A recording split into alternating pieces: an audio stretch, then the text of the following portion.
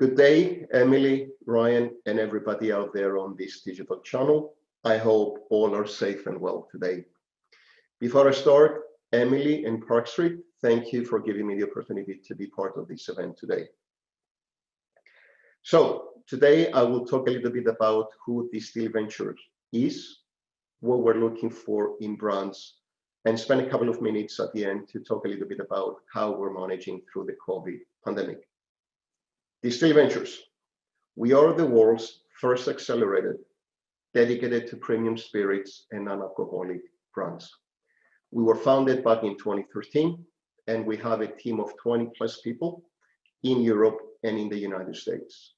Our office in North America is in New York City, and most of the team members are spread out across the US. So what do we do? Distill Ventures backs founders to build, scale, and sell the global drinks brands of the future. How we work. Our approach to each business is unique and is developed according to the opportunities or challenges of each founder and brand. There are four major areas where we try to be helpful with our partner brands. The first one, and perhaps the most popular one, is investment, where we arrange for cash investment from the IGO, and that comes in all shapes and forms. There is no fixed amount where we invest or no fixed percentage where we're invested in. Each brand and each relationship is different and unique, and it depends on the category, the stage in the life cycle, and where the brand is capable of going. The next major area of help that we offer to our partner brands is expertise in partnering. The moment that we engage in a relationship with a brand, we start sharing experience and best practices and start working together in building and managing a solid growth plan for the future. We effectively become an extension of the team of each of our founder brands. And then we give founders access to our very extensive network of experts across marketing, sales, legal, financial, and pretty much everything that a founder may need in their journey to scale. And finally, we give founders access to Redwood, our sales execution team in North America. What do we look for? That is perhaps the one question I get more frequently. First, we look for the industry's best and brightest entrepreneurs with a focused vision and desire, passion perhaps, to lead and grow their brands. What do they look like? They're resilient, they have a high work ethic, they come from all walks of life with a very diverse and unique background.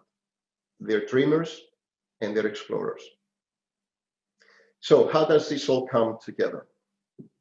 Well, once we identify the founders, it comes down to a great brand, which brings something new, unique to the market that consumers like it and have already connected to it, or we have reasonable confidence that the consumers will connect to it down the road.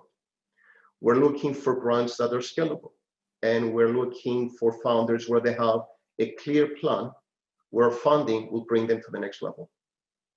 Founders, with all those attributes I referenced earlier, along with their teams, want to build their business. They are committed to building their business and willing to sell down the road. The businesses can be in a pre-launch phase or in an early stage phase, and they are looking for help. They are in the alcoholic drink segment, except for wine and beer, or they're in the non-alc segment, which is a segment that we're very excited about. So this is pretty much everything about Distill Ventures. I will now touch a little bit on how we're all dealing with COVID-19. So COVID remains for all of us, on a personal and of course professional level, a big challenge. I am sure everybody on this session today have been impacted one way or another by COVID, and we're all hopeful that this pandemic will pass soon. What are some of the challenges that we have encountered so far? And I guess the question is, where do I start? So perhaps the biggest challenge that we're seeing out there is the shutdown of the on-premise. I've been working in New York City for almost 25 years now, And this is the first time I've seen New York in the shape that it is today. I read every day on how the restaurant business in New York will effectively shut down by almost 50% by the end of this year. And that the other 50% that will remain open will be materially impacted, and the revenues that they had experienced in the past are not coming anytime soon. And then we look at the off-premise. And while we see great growth in Nielsen, the off-premise has its challenges as well. It's about sales execution. How do we talk to the buyers? How do we engage the trade? How do we get to the consumer? How do we work around all of those restrictions, social distancing, getting in a car and driving and seeing an account? Those remain and will remain, I think, for some time, challenges that we have to work around. Of course, everybody's doing their best and are adjusting to new ways of interacting and bringing the product to the trade and consumers.